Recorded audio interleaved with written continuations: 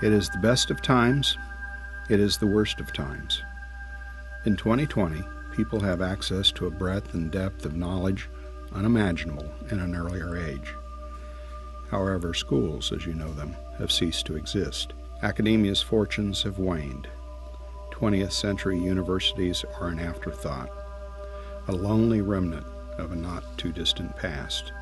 The road to 2020 began in 2009. Sal Khan starts the Khan Academy. His goal? To educate the world. Khan's low-tech conversational tutorials suggest an educational transformation that de-emphasizes classrooms, campus, and administrative infrastructures, as well as brand-name instructors. Videos are hosted on YouTube and provided for free. With an instructor of one, the Khan Academy offers thousands of videos, but the real power is in its exercise and assessment system.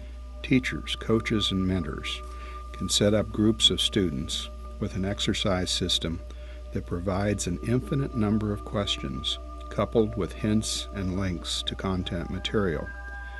Mastery is required before moving on, and a game system of energy points and badges provide instant rewards. Time on task data is measured in seconds. The system measures learning. In 2011, Mozilla announces its Open Badges project. It is a program that recognizes skills and achievements. It is open to companies, organizations, and individuals to issue, earn, and display badges across the web. Badges represent an alternative to accreditation and degrees. At the end of 2011, Sebastian Thrun, a computer science professor at Stanford, conducts an experiment by offering a free, no prerequisite, online 10-week course in the Introduction to Artificial Intelligence that parallels his on-campus course. 160,000 people register.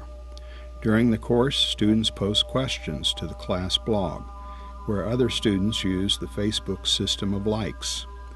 The best questions rise to the top.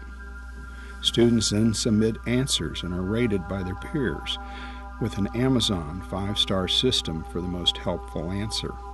The best answers rise to the top. Students are teaching students. 23,000 students passed the online course, 253 with perfect scores.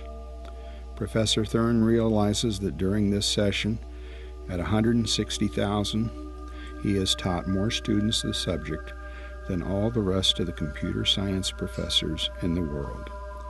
The 23,000 who passed the course represent more students than most faculty will teach in their career. Out of the 200 Stanford students attending the traditional course, only 41 were in class at the end of the course.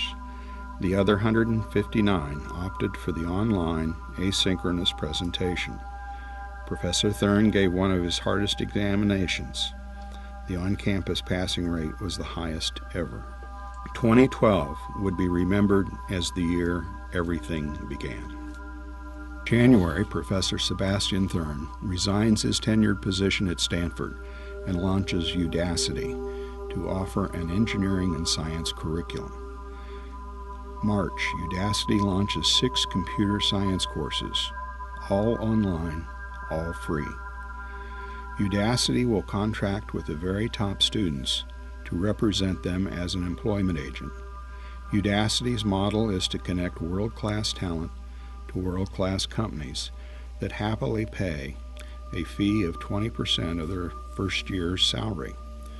50 students hired equate to $1 million of revenue. The employment value of the top 5% funds a free education for the rest of the world. Tuition is abandoned as a concept. MIT opens registration on its MIT X courses to start in the fall. The courses will use the latest interactive technology and are free. For a modest payment, a certificate will be provided. 120,000 sign up in the first month. In April, TED announces the creation of TED-Ed. TED-Ed will follow the compelling video format of TED and will feature the best teachers in the world paired with the best media production teams. TED-Ed will be free. The federal government announces that student loans exceed $1 trillion, more than credit cards and car loans. Universities across the country announce tuition and fee increases double the rate of inflation. The elections of 2012 result in legislation that eliminates Pell Grants and terminates the student loan exemption from bankruptcy. 2013, the student loan industry collapses.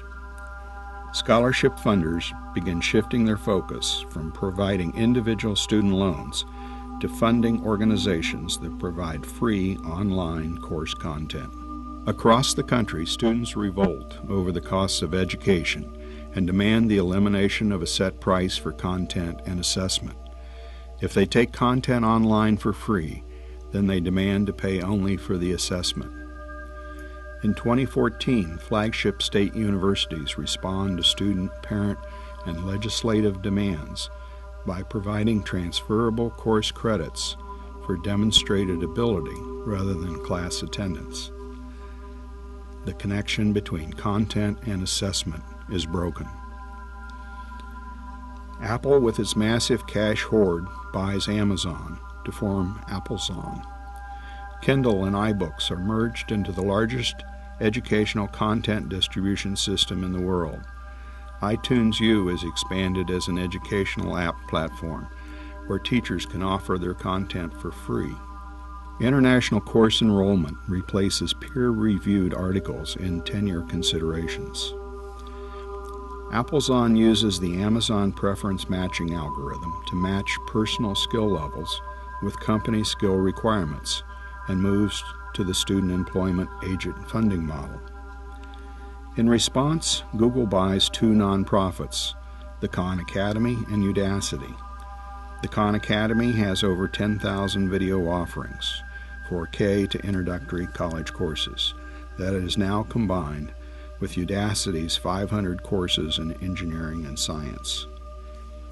Google expands the Udacity student employment agent model to companies at international, national, and local levels. The education wars of the late decade are notable for who does not participate, other than the elite schools such as MIT, Stanford, and Harvard. Colleges and universities sit on the sidelines as Applezon and Google battle for world student market share. In 2018, badges replaced degrees as the preferred skill validation for companies. Except for the elite universities, companies no longer recruit on campus, preferring instead the lifelong learning and training approaches of Applezon and Google. By 2019, residential college campuses are now maturational holding grounds for the children of the wealthy.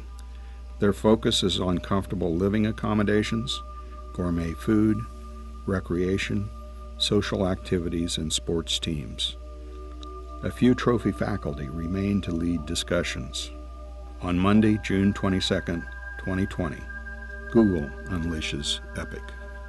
Epic, the evolving personal information construct. Epic not only understands everything that you know, but also it knows everything that you need to know to be successful in your professional, social, and personal life. Epic constructs and provides just-in-time knowledge and information that keeps you current and synchronized with everyone around you. At its best, for those that use Epic, they are connected to the world and those that control it. They know everything and everyone that they need to know. At its worst, and for too many, Epic is not used, and the world is an increasingly misunderstood and frightening place.